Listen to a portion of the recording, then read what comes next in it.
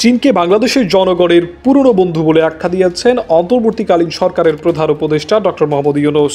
তিনি বলেছেন, চীনের সঙ্গে বাংলাদেশের সম্পর্কের নতুন একটি অধ্যায় খুলতে চায় বাংলাদেশ।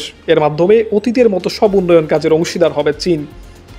বুধবার স্থানীয় সময় বিকেলে নিউ ইয়র্কে জাতিসংঘের সাধারণ পরিষদের সাইডলাইনে চীনের পররাষ্ট্রমন্ত্রী ওয়াং ইর সঙ্গে প্রধান উপদেষ্টা ডক্টর মোহাম্মদ ইউনূসের সৌজন্য সাক্ষাৎ হয়। এ সময় তিনি এসব কথা বলেন।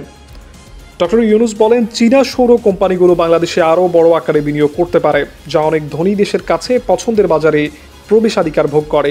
তিনি অন্যান্য চীনা নির্মাতাদেরও বাংলাদেশে তাদের কারখানা স্থাপন করার আহ্বান জানান।